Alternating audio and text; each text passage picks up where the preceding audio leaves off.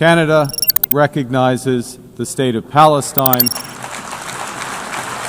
I think the timeliness of the recognition bears in mind the weight of the severity on the ground. It's abundantly clear that we need to see a pragmatic solution in terms of actualizing peace for both Israel and Palestine, Israelis and Palestinians alike. In terms of the significance of Canada's recognition, it's historic.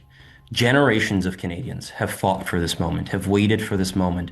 I remember being younger and going to situations, to go into protests with my father.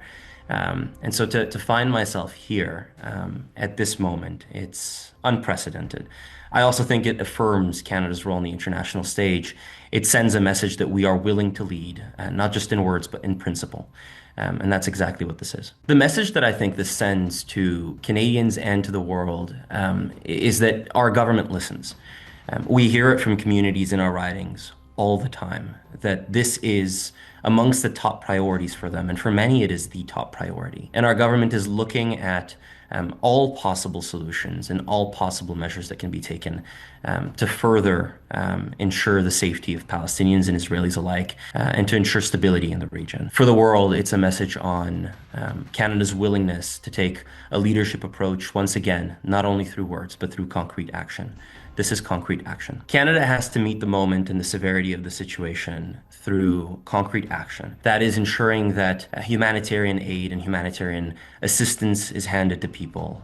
It's not a secret to anyone that stage 5 starvation is what many of these people on the ground are facing. And for a country like Canada, a country that prides itself in its values of humanity, it's extremely important that we address that reality. Beyond that, I think we should also work extremely closely with our allies to ensure accountability, to ensure that there is a mechanism that prevents this from ever happening again. We need to see progress, and this is progress, but it certainly isn't the end.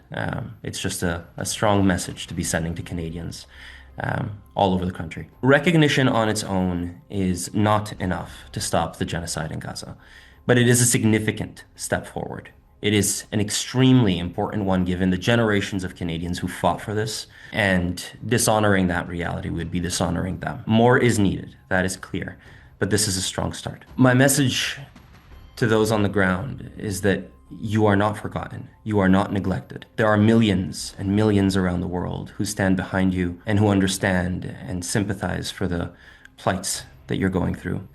Canada will always play its role in these situations. And while there's much more to do, this is only a start.